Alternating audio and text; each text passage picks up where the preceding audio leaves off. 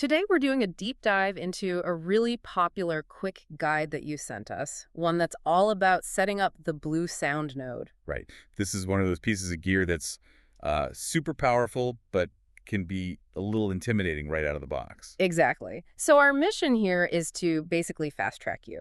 We're going to pull out the key steps from this guide, connecting it using the software, and maybe most importantly, the one troubleshooting trick you absolutely need to know. hmm The panic button. The panic button, yes. Okay, Good. let's unpack this setup process. So you've got the node, you found a place for it, you've plugged in the power. Now what? Now comes the first real decision. You have to choose how to get the sound from the node to your amplifier or your receiver. And the guide gives you a few options. Yeah, three main ones. You can go, old school analog with the classic RCA cables. Red and white ones everyone knows. Those are the ones. Or you can go digital with either an optical cable or the most modern option, HDMI EARC. And having all those options is a big deal, I imagine. It just makes it more compatible. It makes it incredibly versatile. It means you can slot this thing into almost any setup, whether it's brand new or, 20 years old. Now, I want to stick on that for a second.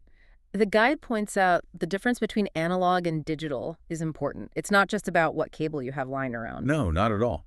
It's a critical choice because it determines which device is doing the heavy lifting of converting the digital signal to analog sound. Ah, the TAC, the digital to analog converter. Precisely. If you use HDMI EARC, for instance, you're using a really modern high bandwidth connection that lets your whole system work together in a smarter way. Okay, so that's the audio out. What about getting the music in? The guide is pretty forceful about the internet connection. It is. It basically says, just use an Ethernet cable, period.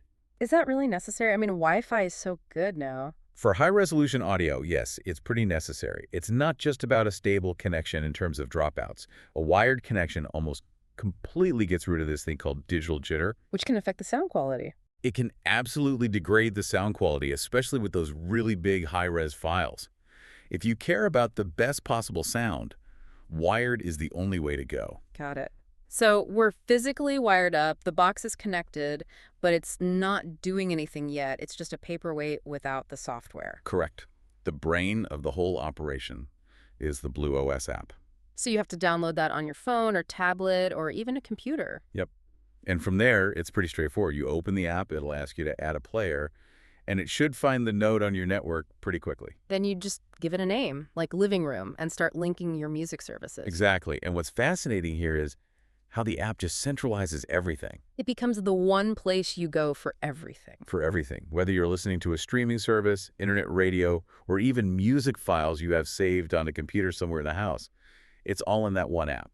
The guide does sort of gloss over one thing, though. You become totally dependent on that app. That's the trade-off, yeah. Yeah. If the app glitches or your phone dies, you've kind of lost your remote control for everything. But when it works, it makes complex things feel simple, like controlling music in different rooms. Oh, yeah. The multi-room control is fantastic. You can group rooms together, adjust volumes independently, all from one screen. It's very slick. Okay, let's move on to the big one.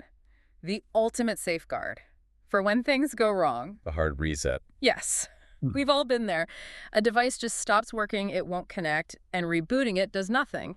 This guide has a very specific sequence for that. And you have to follow it exactly. So, step 1, unplug the power cord completely. Right. Don't just turn it off. Unplug it. Then you press and hold the play-pause button on the top of the node, and while you are still holding it down, You plug the power cable back in. This is the tricky part. you keep holding that button down until the little LED light on the front turns solid red. Then you can let go. And that procedure, that's what's sometimes called a factory flash.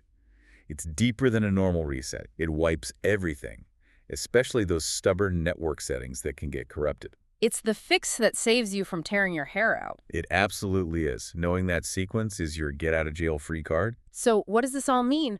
We've gone from the physical wiring choices and that all-important Ethernet cable to getting the Blue OS app up and running for daily use. And finally, we've covered that crucial hard reset. I think the real takeaway from the guide is how this device lives in two worlds.